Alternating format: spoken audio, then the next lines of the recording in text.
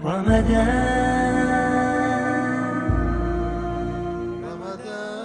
الله الرحمن الرحيم الله الصمد لم يلد ولم يولد ولم يكن له كفوا أحد. Bismillahir Rahmanir Rahim. Nous allons ensemble parler du messager de Dieu. On ne va pas s'arrêter sur les différents événements qui ont marqué sa vie. On ne va pas non plus parler du contexte, ou plutôt dans quel contexte les versets du Coran ont été révélés, mais on va se concentrer ensemble, puisqu'on est dans le mois du Ramadan, sur le noble caractère du messager de Dieu. Et pour commencer, on va faire un arrêt sur un verset important qui a été révélé, verset que l'on trouve dans Surat Al-Qalam, et c'est le verset 4. Et dans ce verset, Dieu nous dit: et certes, on t'a créé et on a mis en toi un noble comportement. Donc cette notion de noble comportement chez le prophète sallallahu alayhi wa sallam est une notion très importante. Il n'est pas un être ordinaire, mais il dépasse toutes les créatures qui ont été créées par Dieu. Donc on a cette première notion. On a une autre notion coranique aussi qui a son importance dans le dogme musulman. C'est cette notion d'exemplarité. Et dans le verset 21 de la sourate Al-Ahzab, Dieu souligne cet aspect-là en disant que vous avez certes dans la personne du messager de Dieu un modèle excellent à suivre. Donc pour récapituler, on a un noble comportement dans la personne du prophète sallallahu alayhi wa sallam, et en parallèle, Dieu invite le croyant, s'il veut cheminer vers lui, à suivre ce modèle prophétique. Alors on peut poser une question ici. Quel était ce modèle spécifique? Quelles étaient ces vertus du messager de Dieu? Alors, on va prendre un exemple. Le commun des vivants, un être ordinaire, s'il est agressé, qu'est-ce qu'il va dire? Il va tenir ce principe-là. Agis envers lui comme il a agi envers toi. Donc il va réfléchir en termes de vengeance. Mais le messager de Dieu, lui, non.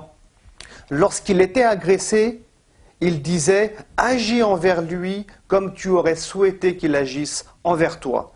Et c'est là ce noble comportement, cette règle qu'on peut souligner, retenir et voir vivre chez cette personnalité imminente qui est Mohammed, le messager donc de Dieu. Alors on va citer un exemple ici pour être un peu plus concret, un exemple très célèbre, très connu, où on voit à l'époque donc du messager de Dieu un bédouin qui rentre dans la mosquée. Et il était bien connu que le messager de Dieu donnait de son argent, de ses biens sans compter. Il ne craignait pas la pauvreté car il savait que c'est Dieu qui donne et que les dons terrestres ne viennent pas suite à un effort qu'on a accompli. Ça, c'est le dogme de l'islam. Alors on a ce bédouin qui rentre dans la mosquée, qui s'oriente, qui se dirige vers le messager de Dieu et qui va le tirer très fortement par la chemise. Et selon les traditions qui nous sont rapportées, le prophète de l'islam va même avoir une marque ici au niveau du cou. Imaginez la violence du coup qui est porté. Et ce bédouin va interpeller le messager de Dieu en lui disant « Donne-moi quelque chose, j'ai besoin d'argent ». Alors là, l'être ordinaire, comment il aurait réagi? Il l'aurait bousculé. Il ne se serait pas laissé faire. Il aurait dit « Mais comment tu me parles? Comment tu me parles? Traite-moi bien si tu veux que je te donne quelque chose. » Mais, et ici remarquez bien ce caractère prophétique, le prophète sallallahu alayhi wa sallam va lui faire tout d'abord un sourire et ensuite il va se tourner vers ses compagnons et il va leur dire « Donnez à cet homme ce qu'il demande. » Voici ce noble comportement du prophète de l'islam. Et comme je vous ai dit tout à l'heure, sourate 68, sourate Al-Qalam, verset 4, vous avez certes dans le messager de Dieu un noble comportement, un comportement qui dépasse tout entendement. Et dans les interventions qui suivront, on s'arrêtera ensemble sur les différentes caractéristiques du prophète sallallahu alayhi wa sallam, sa modestie, l'homme de paix qu'il était, sa miséricorde, la bonté qu'il dégageait. On s'arrêtera ensemble sur plusieurs événements qui ont marqué la sira, c'est-à-dire la vie, si on veut traduire le terme sira de la sorte, du messager de Dieu. Pour continuer, il est nécessaire ici de souligner un point, ou de soulever une question, qui est la suivante.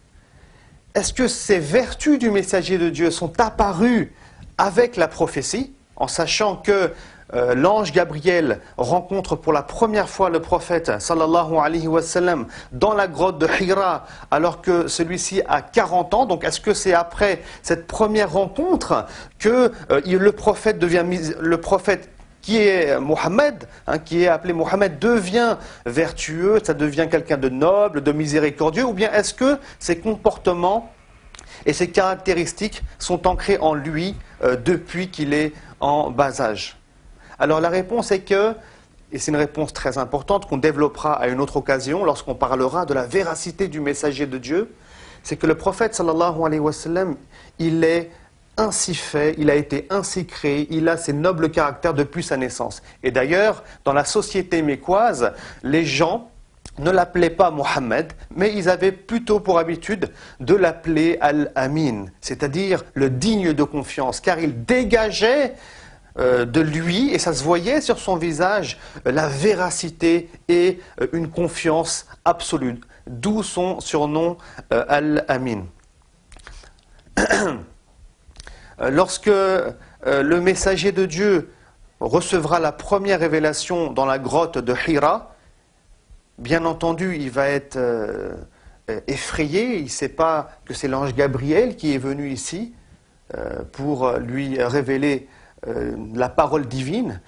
Il part chez lui, il est effrayé, il rentre en courant, il se couvre et il explique ce qui s'est passé à son épouse Khadija. Et regardez ici, concentrez-vous sur ces propos de Khadija qui va à travers les mots qu'elle va utiliser, mettre en avant tous ces nobles caractères prophétiques. Elle va lui dire, mais tu n'as pas à te soucier de ce qui s'est passé, tu n'as aucun souci à te faire, car tu soutiens ta famille, car tu aides tes proches, car tu gagnes honnêtement ta vie, car tu maintiens les gens dans la droiture, car tu donnes asile à l'orphelin, car tu es toujours présent pour aider les plus pauvres, aussi car tu es un homme véridique, donc il ne peut rien t'arriver de mal, et il est absolument certain, vu ton noble caractère, que ce qui s'est passé avec toi dans cette grotte est un bien. Bismillahirrahmanirrahim. Et pour terminer, donc, on va s'arrêter un instant sur cette question qui a été posée un jour à Aïcha et qui est la suivante. Et comment était le comportement du messager de Dieu? Et elle va répondre en toute simplicité, mais de manière très claire. Son comportement était égal au Coran. Son comportement était en harmonie avec les principes du Coran. Et ici, on a une triangulaire intéressante, c'est que d'un côté, le Coran nous appelle à suivre un noble comportement. On va citer pour exemple la miséricorde. À côté, comme j'ai dit au début, le Coran nous invite à suivre le modèle prophétique. Donc à travers le modèle prophétique et la vie du messager de Dieu, on va retrouver ces principes de l'islam soulignés par le Coran, mais dans la pratique. Donc on a une théorie et à côté on a une pratique. Et enfin, on a cette notion d'exemplarité que le croyant doit suivre. Donc, le croyant sait que Dieu lui demande d'être bon, mais comment il doit être bon? À lui de se référer à la vie du messager de l'islam. Wassalamu alaikum wa rahmatullahi wa barakatuh.